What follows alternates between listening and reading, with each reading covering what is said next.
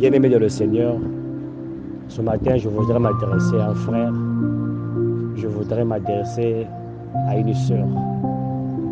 Aujourd'hui, beaucoup de frères ou bien beaucoup de sœurs se disent chrétiens.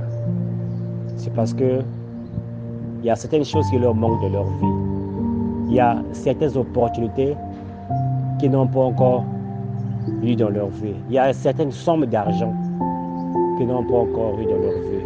Il y a certains avantages qu'ils n'ont pas encore eu dans leur vie. Parce que bien aimé le Seigneur, il y a des gens aujourd'hui, ils sont saints, ils sont humbles. C'est parce qu'ils n'ont pas un bon travail. C'est parce qu'ils n'ont jamais, bien aimé, eu une grande somme. Alléluia. Parce qu'on a des gens, lorsque ils touchent de l'argent, ce frère qu'on connaissait, qui était un bon frère, change complètement.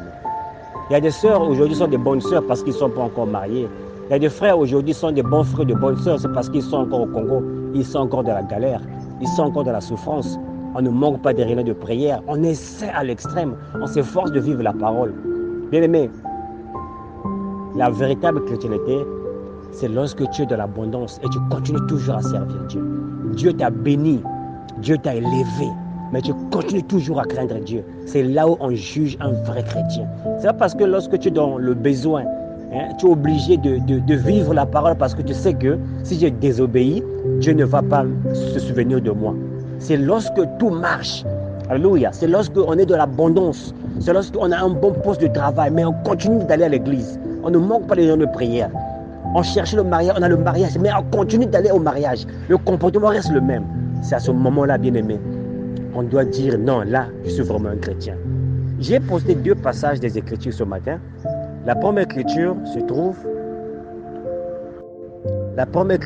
dans 1 Roi chapitre 21 à partir du verset 25. Lisons au nom du Seigneur Jésus-Christ. Il n'y a eu personne qui soit vendu comme Akab pour faire ce qui est mal aux yeux de l'Éternel. Elle lui dit que sa femme l'y excitait. Alléluia. Ici, je voudrais définir Akab comme un chrétien, qu'on appelle des invertébrés. Des gens qui n'ont pas de position. Des frères et des sœurs qui n'ont pas de position. Des gens qui sont facilement manipulables. Des gens qui sont facilement maniables. Béni le Seigneur. Les situations les changent complètement. Alléluia. Il y a des frères aujourd'hui, béni le Seigneur, qui étant en Afrique sont des bons chrétiens. Qui étant au Congo sont des bons chrétiens. Mais lorsqu'ils arrivent en France, lorsqu'ils arrivent aux États-Unis, lorsqu'ils changent, ils vont dans un pays développé, ces gens-là ne prient plus. Alléluia, parce que le système, bien aimé, qu'ils trouvent là-bas, Jézabel, sur le système mondial, les influence facilement. Ils n'ont pas, bien aimé, de colonne vertébrale. Alléluia.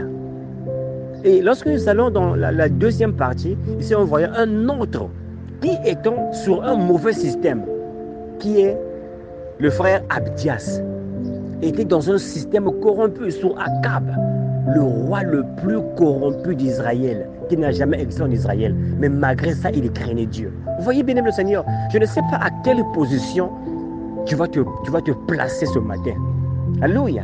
Parce que Abdias avait toutes les raisons du monde, parce qu'il voulait peut-être sauvegarder certains privilèges, il voulait peut-être sauvegarder certains avantages, parce qu'on se dit, si j'arrive en France, je dois faire ceci pour avoir le papier, je dois faire cela pour avoir ceci, et on compromet avec les principes chrétiens. Alléluia. Il y a des frères au pays qui ne manquaient pas de réunions de prière, qui ne pouvaient pas manquer une semaine sans jeûner. Mais lorsqu'ils ont quitté le pays, bien-aimé, on ne peut plus reconnaître ce frère-là. On ne peut plus reconnaître cette sœur-là parce que Jézabel a fait de lui une autre personne. Il est devenu un frère horrible. Il est devenu une sœur horrible, bien-aimé. On ne lit plus sa Bible, on ne prie plus parce qu'aujourd'hui, on a le service social. On a le travail, on a les papiers. Tout est en place, on ne prie plus le Seigneur Jésus-Christ. Akab est arrivé au trône. Il est devenu roi. Ce qui arrive à un frère aujourd'hui, parce qu'il avait des situations. Maintenant, la situation a été régularisée. Tous les problèmes ont été résolus. Maintenant, il a la stabilité. Il n'a plus de problème avec l'immigration. Il n'a plus de problème avec quoi que ce soit. Il se laisse facilement influencer par la femme Jézabel.